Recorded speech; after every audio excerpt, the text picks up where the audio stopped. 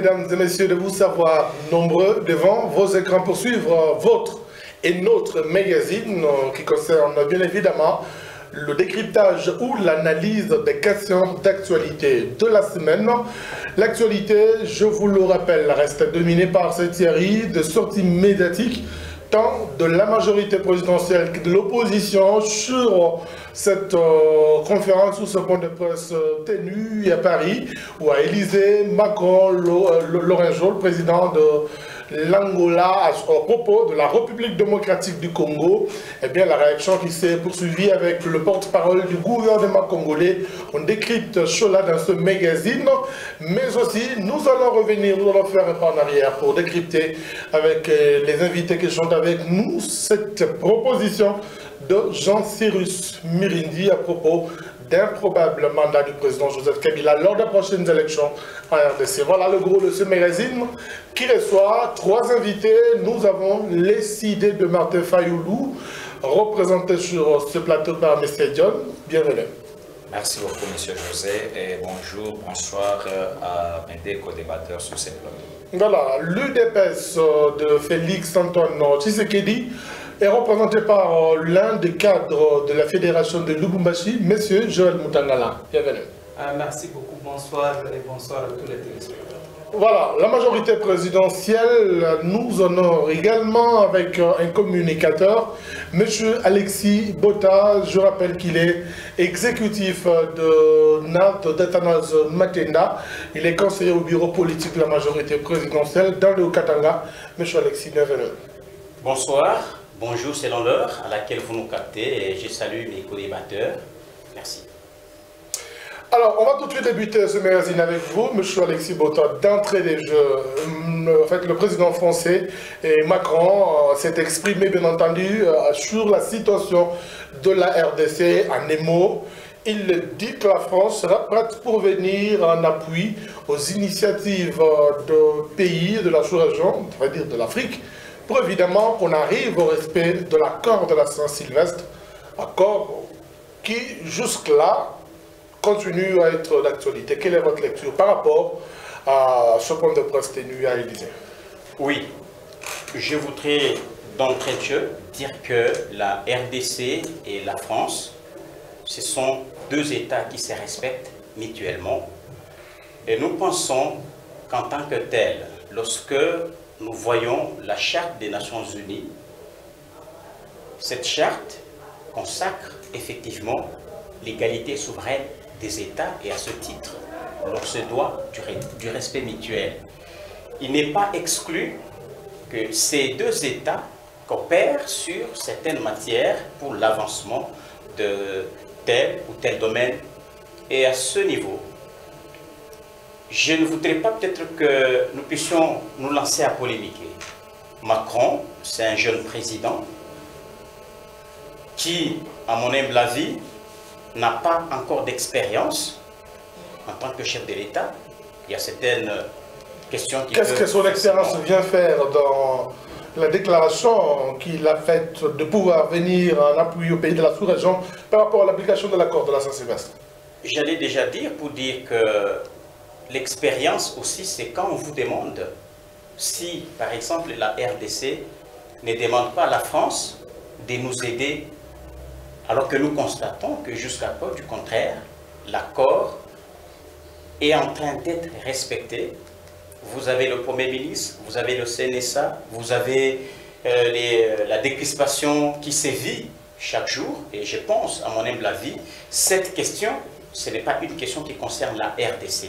Et si Macron pense qu'il y a d'autres États en Afrique, libres à lui, mais pour la RDC, nous pensons que nous sommes en train de nous préparer pour les élections.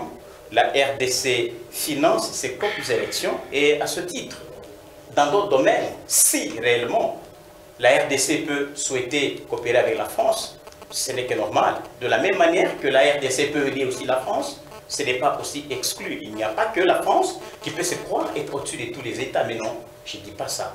La RDC, c'est un État aussi souverain qui peut appuyer. Et je vous donne l'exemple. Nous avons vécu les cas d'Ebola en Sierra Leone. La RDC est intervenue avec ses moyens, avec ses cadres, pour éradiquer ces fléaux d'Ebola. Et pour dire, au stade actuel, nous sommes souverains, nous nous sentons vraiment régaillardis parce que tous les problèmes du Congo sont réglés entre les Congolais selon leur niveau de maturité. Voilà, le décor planté. Monsieur Joël Mutangala, votre lecture par rapport à cette position de Macron? Moi, je pense que la RDC étant un pays du monde et en fait appartenant à la communauté internationale, il est du devoir, n'est-ce pas, surtout d'un pays comme la France, qui finance bien les opérations de la MONUSCO en République démocratique du Congo, donc c'est-à-dire un des contributeurs, de parler de la RDC. Ça ne doit chatouiller personne.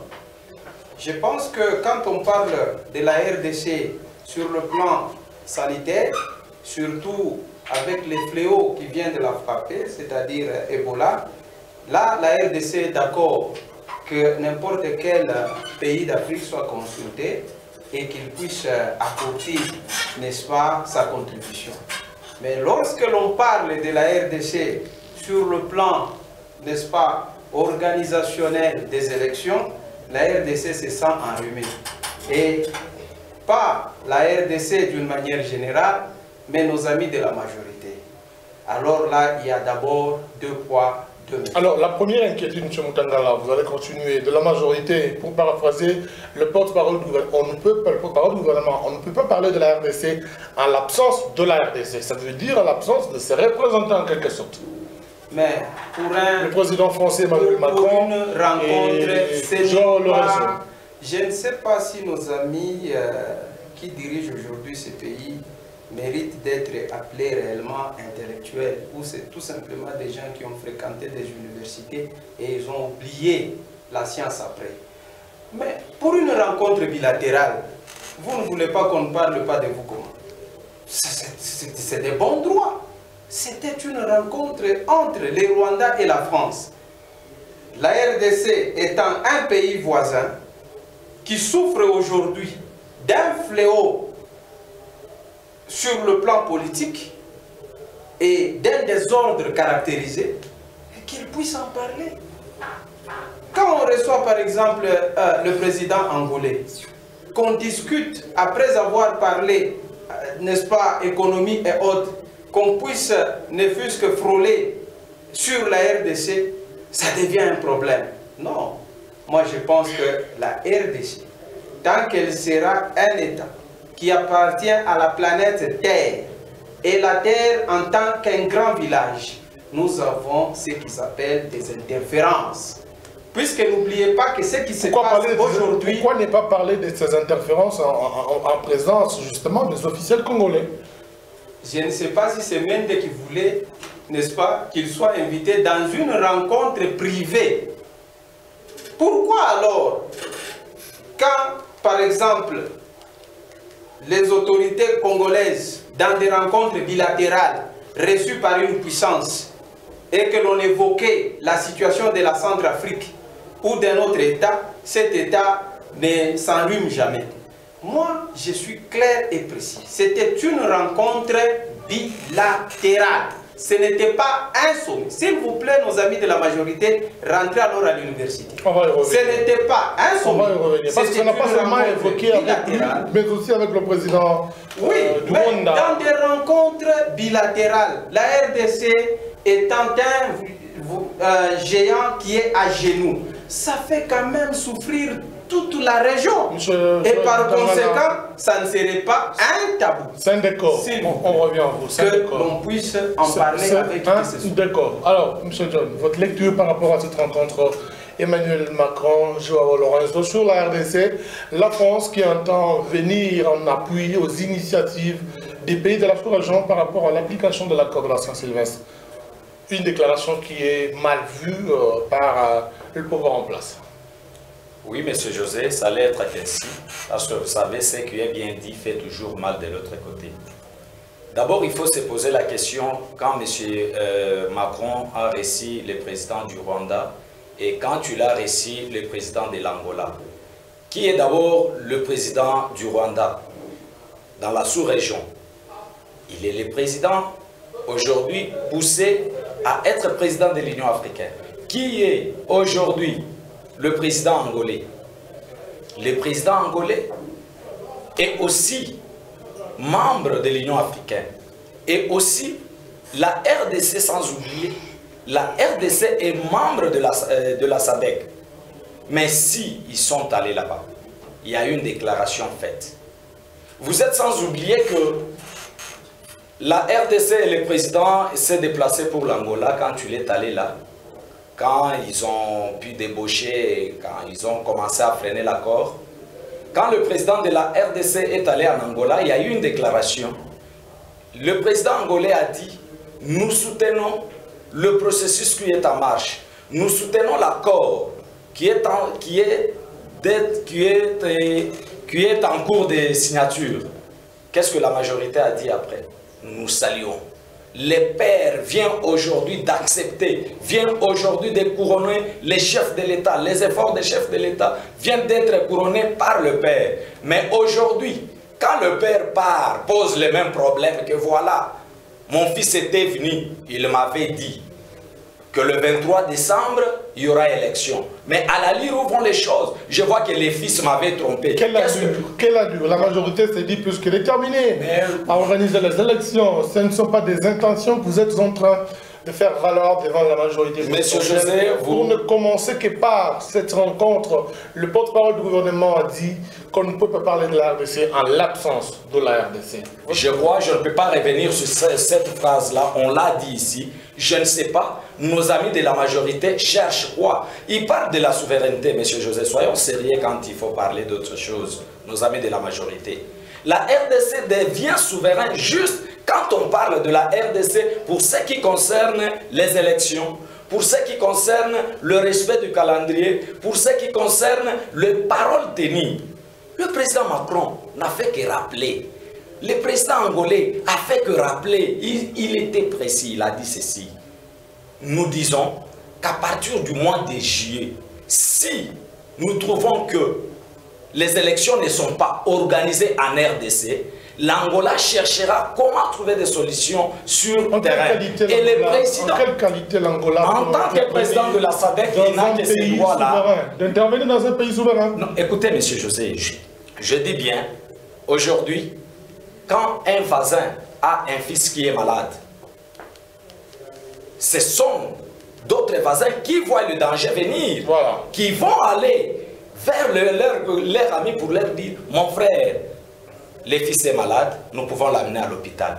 Mon frère, il y a un problème, nous pouvons faire ceci, faire cela. Aujourd'hui, si la guerre s'éclatait en RDC, qui seront les victimes premières? C'est les Rwandais.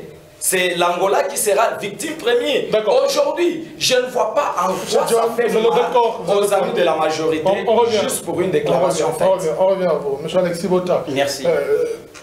Pourquoi, comment on peut dire, cette inquiétude qui tend à se pérenniser, puisqu'il y a eu cette rencontre, et même pour ne parler que du fond, on parle de l'accord qui n'est pas respecté. Qu'est-ce qu'il faut faire finalement pour que cet accord soit, selon vous, respecté? Parce que vous dites qu'il est déjà respecté, mais de l'autre côté, on dit qu'il n'est pas respecté, qu'il n'est pas l'application, et surtout par rapport à la tenue des élections. Bien, je dois d'abord apporter quelques précisions par rapport aux arguments de mes co-débatteurs. Il y a une confusion. Quand on parle d'une rencontre bilatérale, on voit deux États qui traitent sur un domaine particulier de coopération. Je dois rappeler, Lorenzo est allé en France dans les cadres... Le président João Lorenzo. Lorenzo, bien sûr, de l'Angola, c'est dans les cas de raffermir les liens de coopération dans les domaines économiques. Il n'est pas parti en France pour parler de la RDC. Il n'avait pas le mandat d'une étiquette pour dire il parlait comme étant président, je ne sais pas, de la SADC. La RDC est un tabou. Non, non, est-ce que vous permettez que allez-y, je précise? Construisez votre idée. Je précise qu'il n'est pas parti en France comme étant un président d'une institution. Non, il est parti, tous les deux, chacun est parti échanger avec Macron. Il a parlé des rencontres bilatérales d'État à État. Ça n'a rien à voir avec un tiers État. Je dois préciser que si Kagame, Paul, président du Rwanda, parlait au nom de l'Union africaine, bien entendu, il devait avoir les quitus de l'État pour qui il devait parler. Mais dès lors que le principe, c'était, dans les cas de l'accord bilatéral, ça n'avait rien à voir. Vous voulez dire quoi? De parler. Les propos de Lorenzo et de Kagame, le président, n'engagent pas la sous-région, plutôt engagent leurs propres États. Ça, il faut que l'on ne vive pas dans cette confusion. Quand on va en France, voir M. Macron, Emmanuel, c'est pour parler de leurs États. Ça, on doit être formel. C'est ça la logique quand vous devez bien parler de rencontres bilatérales. Aussi, je dois rappeler, lorsque vous lisez la Charte des Nations Unies au chapitre 12, l'article 78, quand nos amis de l'opposition qui sont dans les officines étrangères pour chercher à boutiquer la RDC, je crois que la question, la RDC ne sera jamais un État sous tutelle. Une petite parenthèse, les opposants qui cherchent à boutiquer?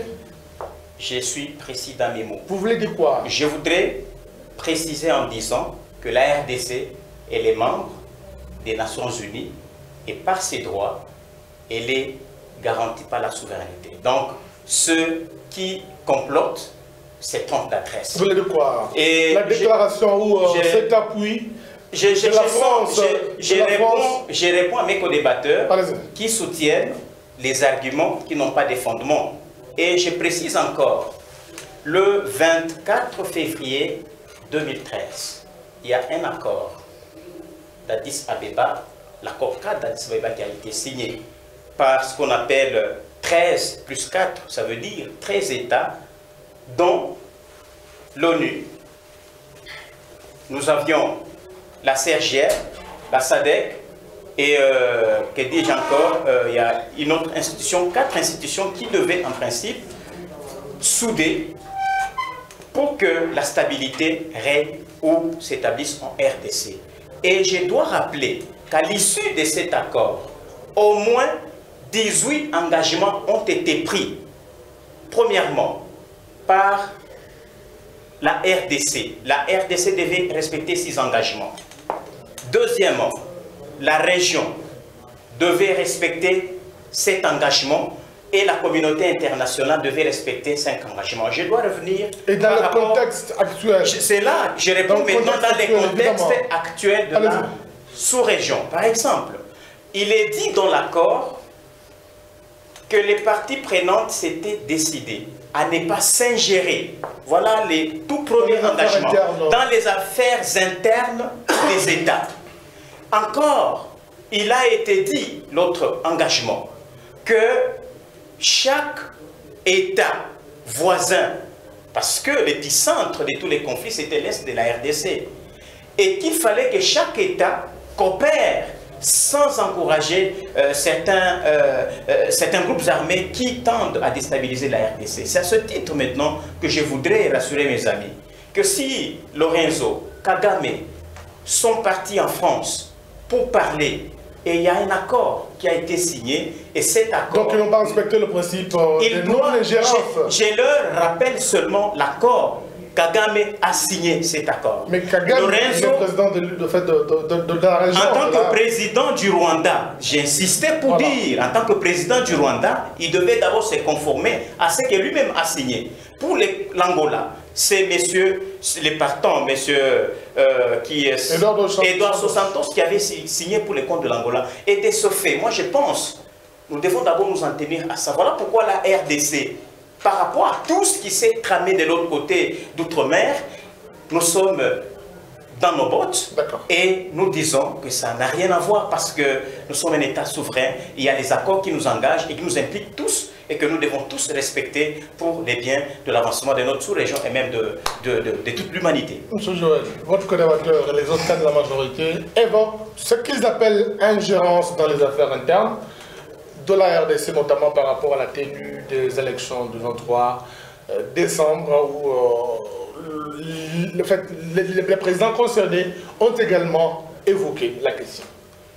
Moi, je dis que vraiment, si j'étais le président Kabila, j'allais chasser tout simplement des communicateurs pareils. Pourquoi? Puisque quand il développe, il ne comprend pas qu'est-ce qui s'appelle ingérence.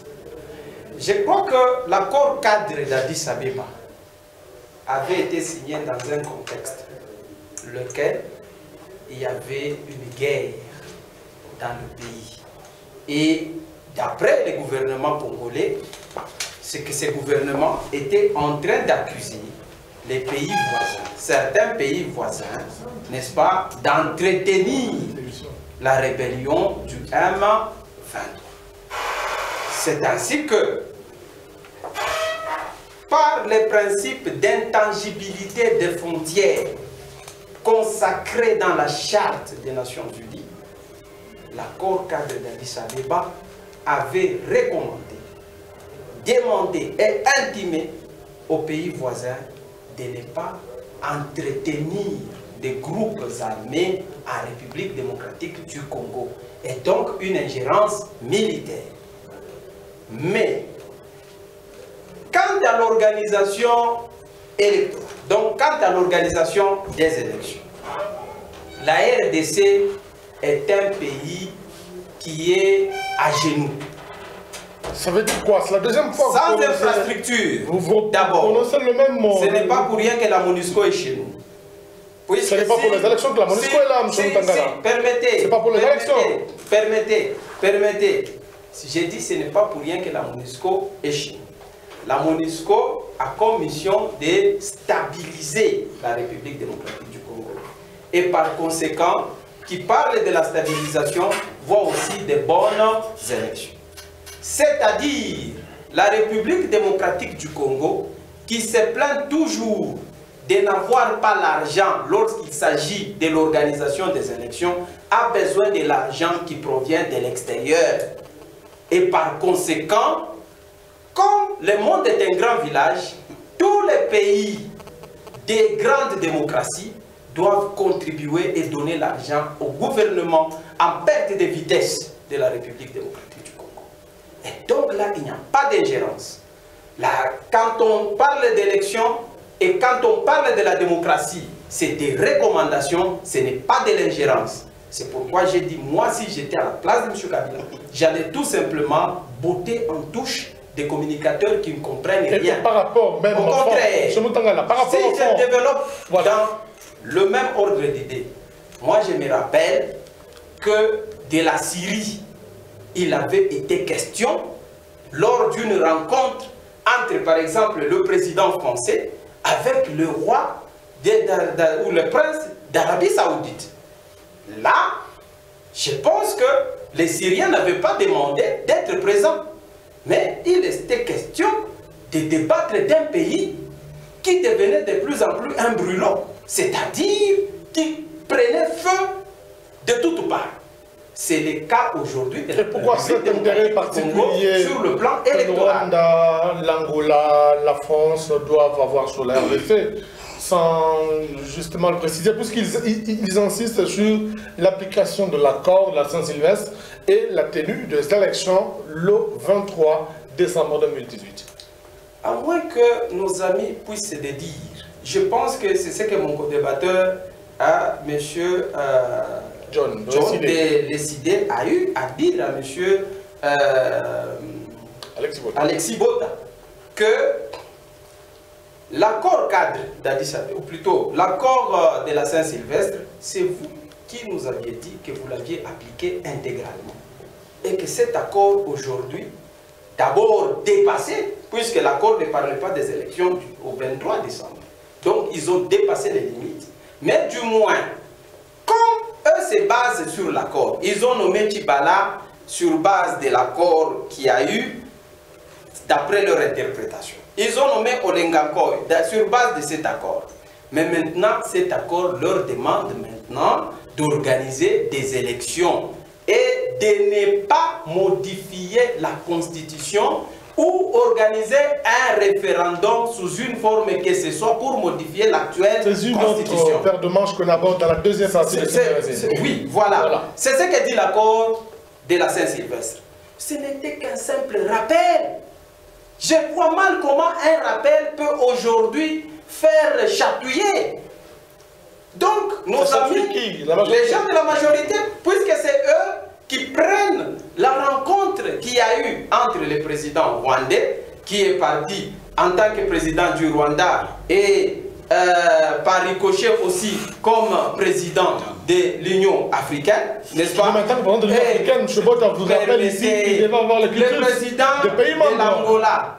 Permettez, monsieur, je pense que ça c'est une façon traditionnaliste d'interpréter les rapports entre États et les relations internationales. Les relations internationales nous recommandent ceci, que quand un État rencontre un autre qui est État d'un État voisin, qui est voisin d'un État, hein, d'un État à problème, comme la RDC, que l'on puisse ne fût-ce que placer un mot, poser la question. Puisqu'on parle déjà des initiatives de la sous-région pour l'application de l'accord, quelle initiative la France va encourager au niveau de la sous-région pour faire appliquer l'accord en RDC?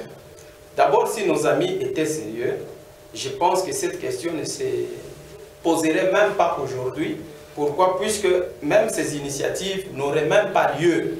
C'est puisque eux veulent rouler l'accord à dessein et selon leur volonté. C'est pourquoi, si vous savez à un moment, hein, que si l'on a traité la Corée du Nord, l'on a traité l'Iran, l'on a traité l'Irak comme étant des États voyous, c'est puisque ces États-là ne voulaient pas se conformer aux principes, n'est-ce pas, des relations internationales et faire en sorte qu'ils puissent vivre comme des États dans le monde. C'est le même cas avec la République démocratique du Congo. La majorité ne peut pas penser aujourd'hui qu'elle a droit de tuer, qu'elle a droit de fouler au pied la Constitution, qu'elle a droit, n'est-ce pas, de changer le nom des histoires comme elle veut, et même prétendre aller en dehors des règles que prévoit la Constitution et au nom d'une certaine souveraineté. D'accord. Alors que eux-mêmes, aujourd'hui, il y a Ebola dans ce pays, on intervient, on n'entend pas, c'est la souveraineté. La brigade spéciale rapide qui a eu de la MONUSCO pour traquer les groupes rebelles, on n'a pas parlé de la souveraineté. Ce n'est que quand on parle des élections qu'on nous brandit une souveraineté on revient à vous s'il vous plaît. Qui devient comme un tabou et un mythe. Monsieur Moutangala, on revient à vous. Nous ne sommes pas souverains. S'il vous plaît. Au-delà. Monsieur Joël. D'accord. Voilà, on revient à vous. Monsieur John, au regard de fait, la déclaration a été déjà faite. La France entend venir en aide au pays de la sous-région. L'RDC réagit. Qu'est-ce qu'il faut faire finalement pour qu'on respecte et l'accord, qui est les élections comme le veut tout le monde le 23 décembre 2018 dans le monde? Merci, M. José. Il faut d'abord rappeler que M. Kabila, de son règne, il a manqué des choses. Hein? Il cherchait 15 personnes à côté de lui pouvant l'aider à travailler et qui n'avait pas trouvé. Il a eu les manger, les gens qui se sont réunis à côté de lui juste pour manger quelque chose. D'aider, il cherchait à transformer les Aïrois en Congolais. Malheureusement, il n'a pas pu le faire. C'est ici le temps de dire que les gens qui l'entourent ne l'aident pas. Est-ce qu'ici il y a un problème? Est-ce que nos amis de la majorité, les porte-parole de la majorité, est-ce qu'il y avait à réunir la presse pour parler? Pourquoi créer des choses? Pourquoi pas faire entendre la voix de la RDC? J'arrive. Monsieur José, les deux présidents se sont retrouvés. Vous vous rappelez que la dame Miki Alei a ridiculisé M. Chao Kitundu? Qu'est-ce que vous voulez dire? Il a dit tout. Il y avait une liste que j'ai remise à votre président. Qu'est-ce que vous avez fait de cette liste-là concernant l'histoire du Kasaï et les massacres? Pas de réponse. Aujourd'hui, Le deux présidents visitent la France. On nous parle souvent. J'aime souvent nos amis parce que ils aiment trop les mots, la souveraineté, ils veulent inventer, nous sommes souverains et on ne peut pas s'ingérer. Je ne sais pas, ils comprennent ce qu'ils sont en train de dire. Aujourd'hui, qu'est-ce que le président Macron a proposé? Il a dit, nous viendrons en aide aux initiatives. Voilà, prenez. De la sous-région. Voilà. Quelle initiative, ça, sans quelque chose de ça, l'inquiétude, quelle initiative la France peut prendre pour venir en aide à la sous-région de faire appliquer l'accord de la RDC qui a été signé, je vous le rappelle, par les Congolais eux-mêmes? Monsieur José, quand nous avons signé l'accord, quand ils ont signé l'accord, parce que nous ne sommes pas partis de cette histoire-là, quand ils ont signé ce qu'ils ont signé, ils sont allés en Angola. Rappelez-vous, ils ont crié tout haut pour dire, aujourd'hui le président de la République peut dormir à l'aise parce que ses pères viennent de couronner Salit. Le problème ici, c'est le respect des paroles. C'est uniquement ça.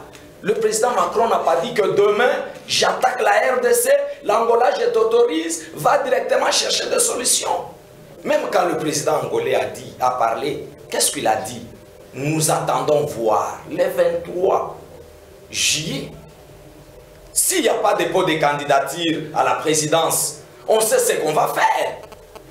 Vous pensez que quand vous tuez votre fils dans votre maison, quand vous tuez, Monsieur José, vous pensez des leçons aux Congolais, écoutez, parce qu'il n'y aura pas de écoutez, vous pensez que écoutez, quand vous tuez votre fils dans la maison, vous pensez que vous serez à l'aise parce que vous êtes le père qui a donné naissance à ces fils-là, vous pouvez les tuer comme vous voulez, les voisins vont vous laisser.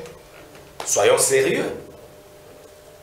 Quand vous nous tuez, quand la majorité, quand vous tirez sur les gens, on parle des élections. Le pays voisin vous voit. On parle des élections. J'en arrive. Je vous le rappelle. J'en arrive. Quand vous tuez les gens, on vous voit. Quand vous faites des effigies, le père de la démocratie, ou Chikata, ou Mela, on vous voit. Quand on veut vous remettre à l'ordre, là, ça devient l'ingérence. Non, soyons sérieux. Nos amis de la majorité, ils se sont d'ailleurs, ils devaient replier et dire, voilà, trop crier, nous venons encore de nous vendre, on vient de ramasser nos stratégies par nos voisins, parce qu'ils ont déjà commencé à les dire tout haut. Nous n'avons pas un autre candidat. Notre candidat sera connu.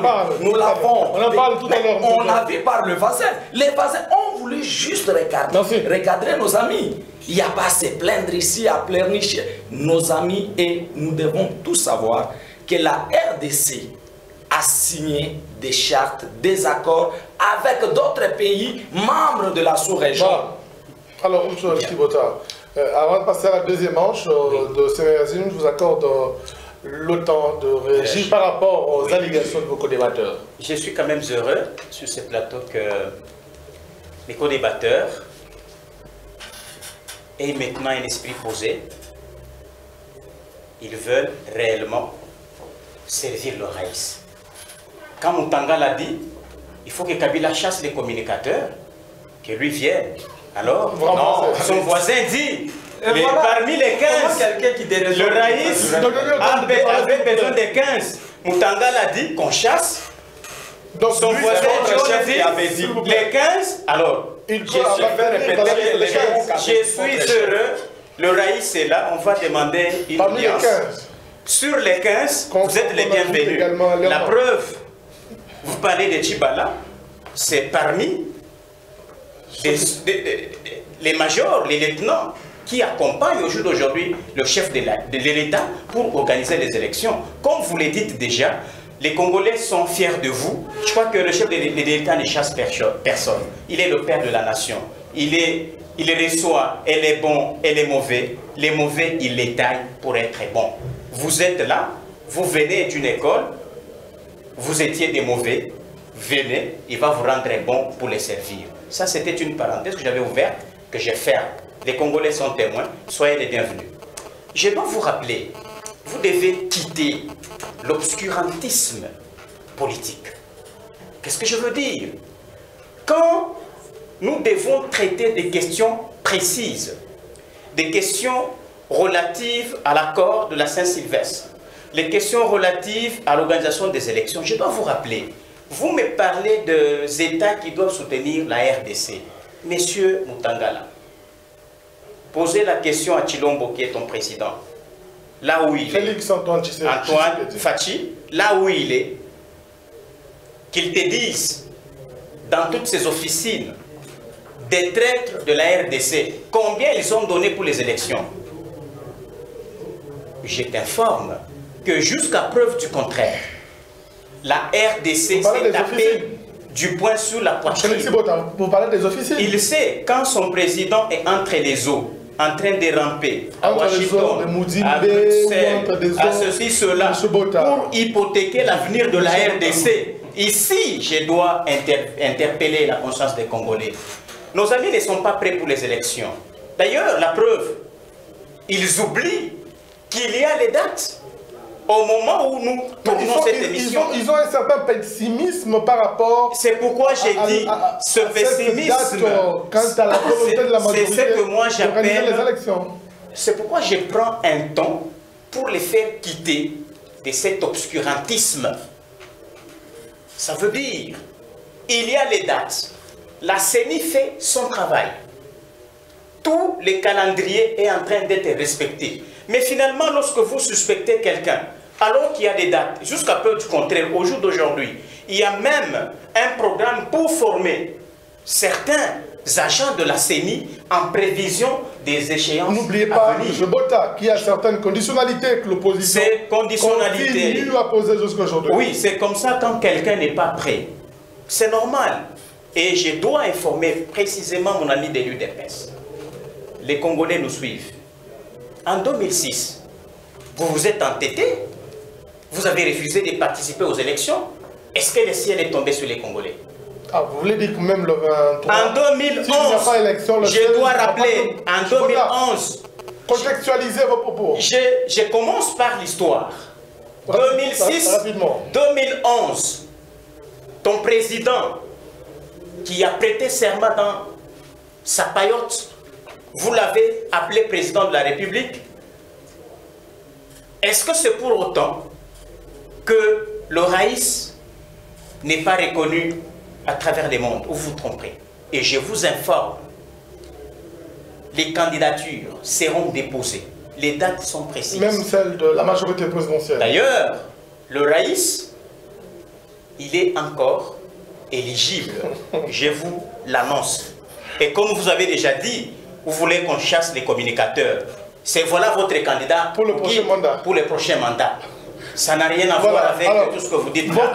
Je précise que toutes les dates sont connues. Préparons-nous aux élections et que le meilleur gagne. Ne soyez pas distraits avec les initiatives pour effectivement susciter l'M23 pour la guerre. Et je vous dis encore, au stade actuel, aucun groupe armé, quel que soit l'armement, quel que soit le parrainage, même la France de Macron, s'il osait soutenir, j'allais dire, un seul groupe, nous allons l'écraser. Ah, écraser la France, voilà. Vos propos nous amènent à parler de la deuxième manche de ces magazines, la dernière d'ailleurs, qu'on va peut-être parler dans 15 minutes sans approfondir. Ce sont les propos de Jean-Cyrus Mirendi. Ces communicateurs, ces penseurs libres qui a estimé qu'au regard de fait, le président Kabila peut briguer un autre mandat de en 2006. Il est passé à la tête du pays de 1 à 2 tours, ça veut dire au deuxième tour. 2011 au premier tour, puisque le premier tour ayant été éludé de la Constitution au regard de la révision constitutionnelle intervenue avant la tenue des élections de 2011, il estime qu'il ne s'agit que d'un seul mandat qui doit être complété par un autre. Monsieur Joël Mutangala, votre lecture au regard de cette réflexion de Jean-Cyrus Mirendi. Juriste de son état, je le précise. Et au-delà de ça, s'il s'est dit juriste, je regrette. Il a étudié dans quelle université? Il a fait l'université de Kinshasa. Et l'université de Kinshasa, je comprends, là, il était en train de tricher. Pourquoi? Puisque nulle part au monde, un constitutionnaliste ou bien un juriste patenté et rodé ne peut dire ça. Il y a eu modification seulement de, je ne sais pas, 1 ou 2 articles. Il n'y a pas eu n'est-ce pas, chambardement de toute la Constitution. Ce n'est pas que la Constitution a été changée. La Constitution est restée avec ses articles. On a changé seulement certains articles, certaines dispositions sur certains aspects. Et que ces malfrats des professeurs... Un juriste de son État... Oui, de son État, je regrette, puisse aujourd'hui sauter sur l'occasion et tromper. Il pense que ce qu'il est en train de débiter, c'est ce que le peuple congolais va ingurgiter. Il se trompe. Nous sommes et nous veillons au bon grain. Et nous avons pris ça comme une sorte d'un ballon d'essai, hein, que la majorité essaye. Et au nom de ça, l'on a vu certaines personnes... Vous parlez de ballon d'essai, M. Bota vient de vous confirmer ici. Et je suis en train pas conditionnel, mais au présent. Monsieur, les jours où nous constatons seulement que c'est ça, eh bien, nous, je pense que nous ne serons plus dans la logique de participer et d'assister à des élections qui vont tout simplement publiciter la médiocrité dans ce pays. Nous allons nous retirer et nous allons réfléchir. Comme en 2011. En 2006, vous êtes retiré. Et d'ailleurs, Monsieur Bota, soyez humble. Oui, à ce moment-là, nous allons parler de la transition sans Kabila. Mais et c'est notre où nous allons parler de la transition sans Kabila. Un point, un trait.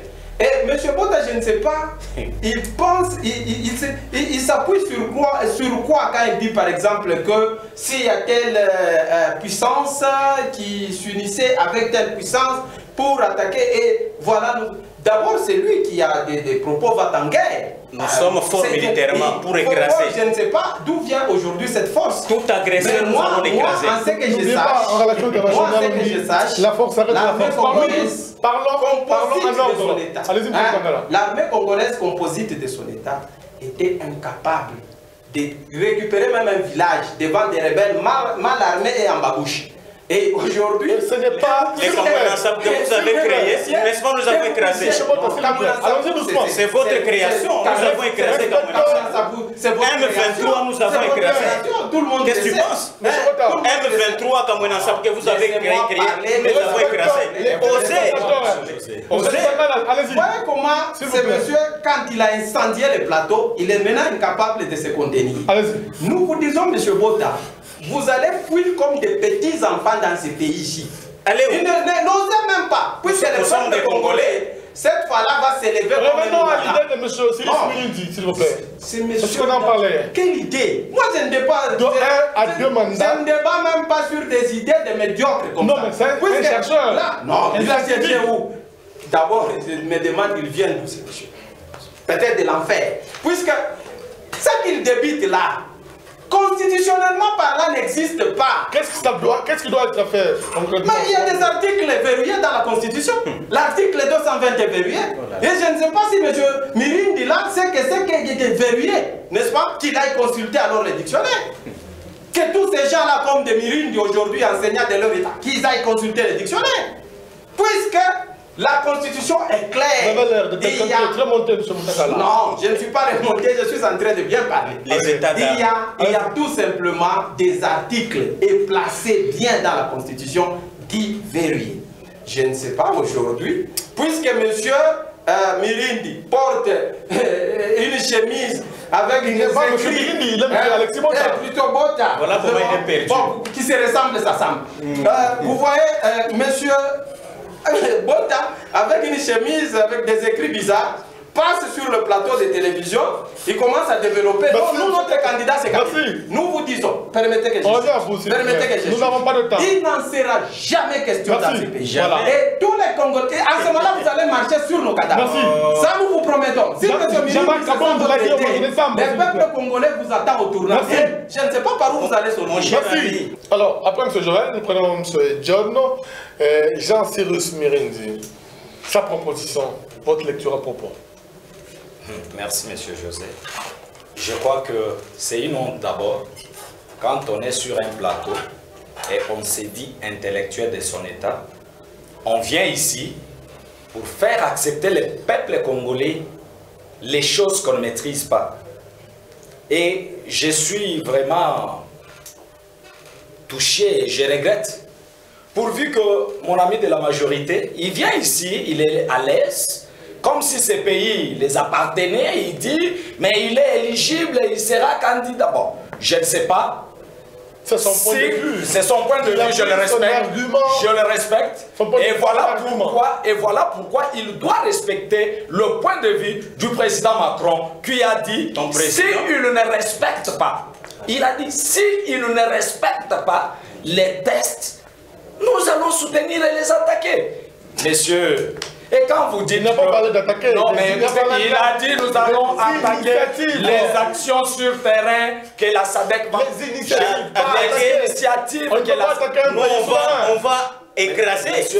Monsieur José, on nous parle d'abord d'une armée compétente, nous avons... Mais il y a des chèques partout. On manque d'abord de maîtriser un chèque. Mais on veut écraser une nation comme la France ou l'Angola, je ne sais pas. Nous ne sommes pas là, mais j'ai juste voulu dire à mon ami... Revenez à l'argument de Cyrus Merendi. Sur ces plateaux, je n'aime pas trop parler sur ces messieurs-là. Parce que c'est quelqu'un d'abord qui déraisonne.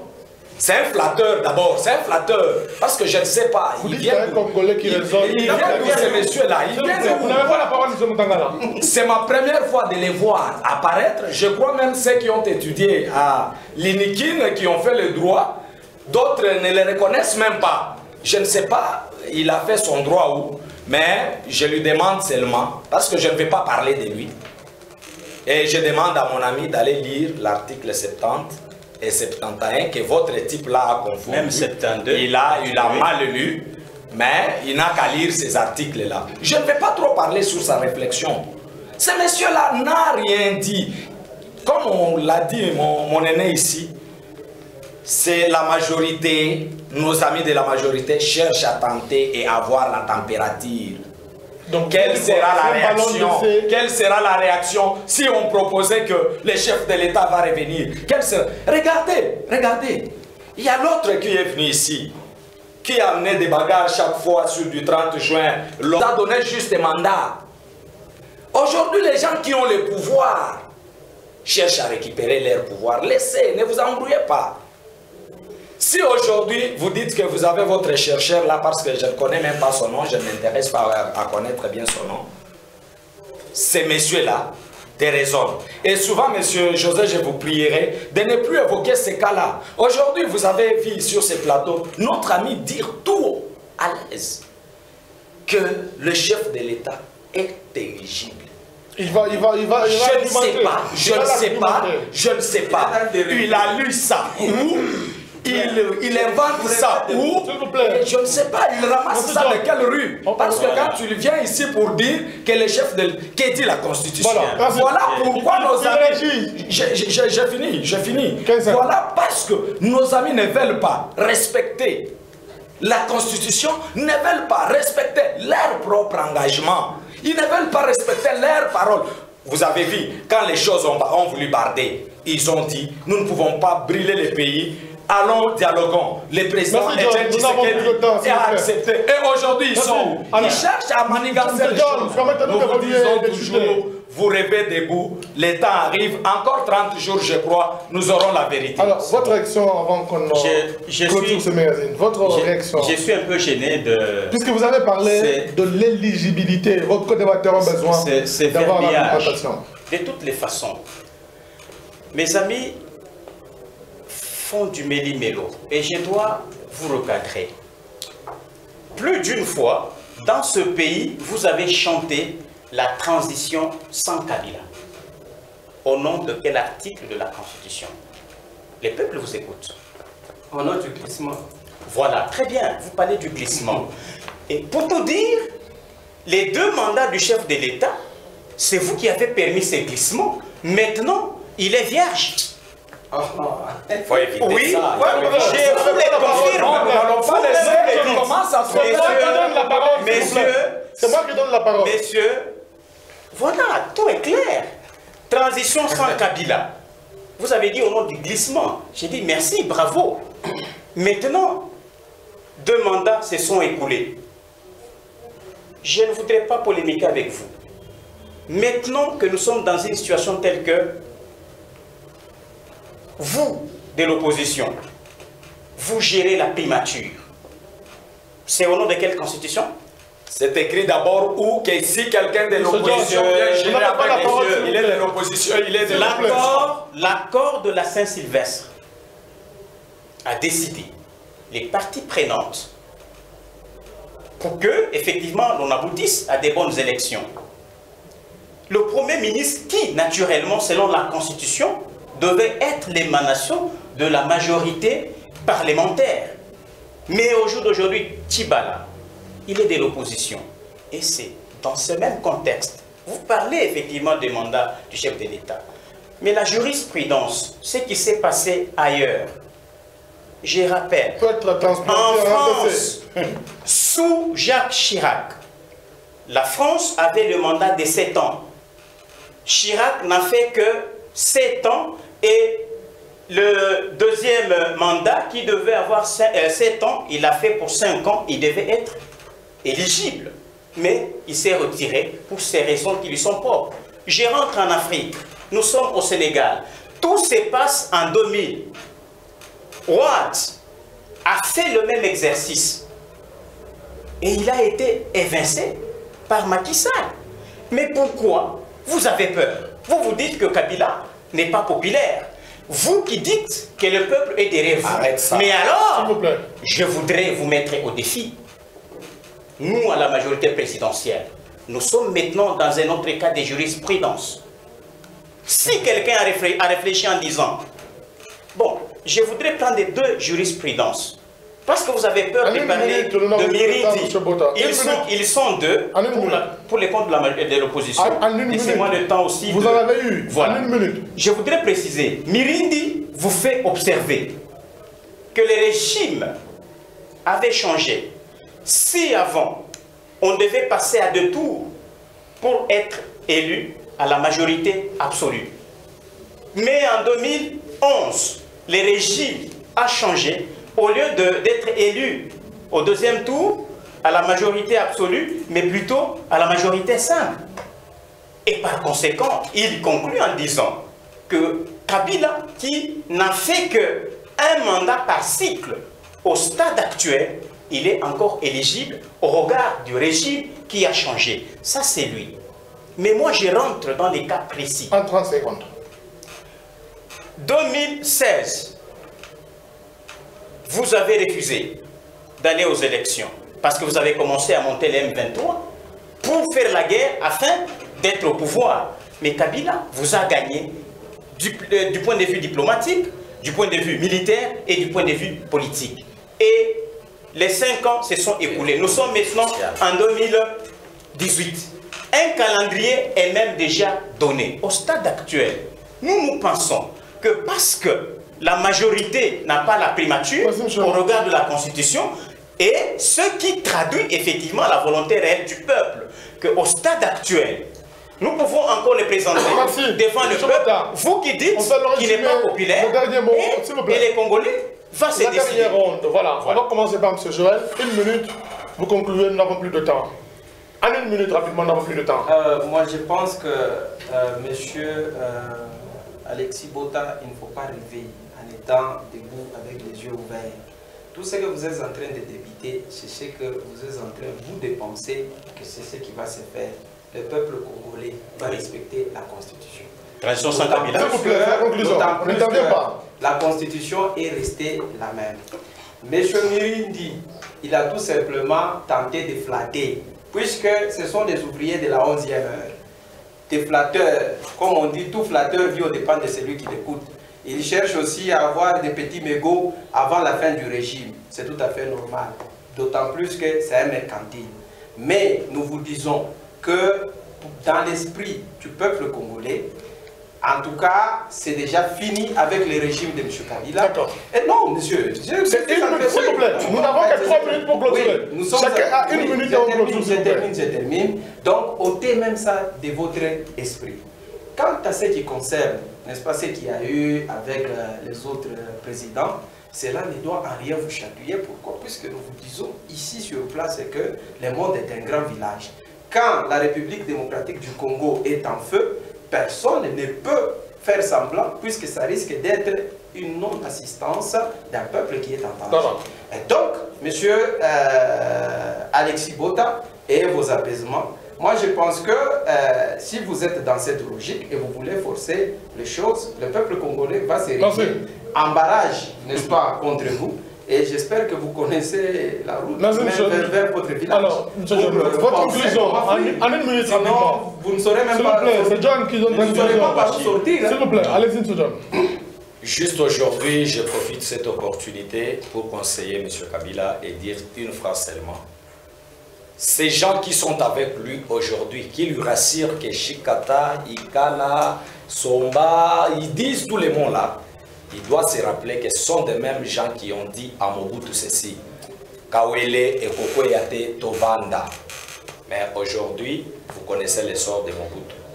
Ne suivez pas ces flatteurs qui sont sur ces plateaux. Merci. Ces gens vous flattent. Mais sauf ce que je vais dire, c'est que aujourd'hui, nous devons tous comprendre que l'heure a sonné. Peuple congolais, regardez aujourd'hui, nous sommes là. Il n'y a pas des élections qui seront organisées avec nos amis de la majorité. Nous savons déjà leur jeu. Nous vous prions seulement de comprendre et de prendre notre propre destin à main. Par rapport aux déclarations faites par les pays voisins, nos amis de la majorité, je vous dis seulement ceci. Tu es père, tu es chez toi, tu tues ton fils. Rassure-toi que les voisins vont s'apprendre à toi. Ne croyez pas que tout ce que vous faites passera vite. Une minute, s'il vous plaît, John. Je dois dire ceci. Je suis heureux de l'envie de mes co-débatteurs sur ce plateau qui ont compris la voie de la raison, qu'ils veulent que ceux qui ont travaillé avec Kabila partent, qu'eux viennent. Vous êtes les comme les jours et la nuit. C'est comme les jours et la nuit. Vous allez nous rencontrer, papa. Merci bien. Les Congolais ont compris. Parmi les 15, vous dites qu'il n'en a pas encore trouvé, vous êtes les candidats. Concluez. Je dois préciser que nos amis ne savent même pas ce qu'ils sont venus faire sur ce plateau. Ils disent qu'il n'y aura pas élection, alors que dans leur camp, ils sont des candidats. Voilà une question qui me revient à l'esprit. Pour tout dire, s'ils demandent une chose et son contraire, libre à eux. Ici, je précise aux Congolais, la RDC, c'est un État souverain. Plus jamais les officines étrangères pour déstabiliser la RDC. Nous sommes suffisamment forts pour défier quiconque à tous les niveaux, sur tout le plan. Je pense, tous les Congolais, derrière le chef de l'État, voilà l'homme qui rassure pour le bien et l'émergence de la RDC. Merci. Voilà, madame, monsieur, ce magazine. S'il vous plaît, on a l'affaire. Ce magazine, je referme. Merci à vous tous de l'avoir suivi. Merci à M. Joël qui représente l'UDPS. M. John représente les CID ainsi que M. Alexis Bota qui représente la majorité présidentielle et par ricochet le NAP. Son parti politique. L'on se retrouve le dimanche prochain à 21 h pour un nouveau numéro de votre magazine. Nous passons en rediffusion lundi à 14 h. La réalisation était assurée par Marcela Ilunga, lui qui tenait également les caméras pour vous faire parvenir chez vous. À tout à l'heure, mesdames. À tout à l'heure, messieurs.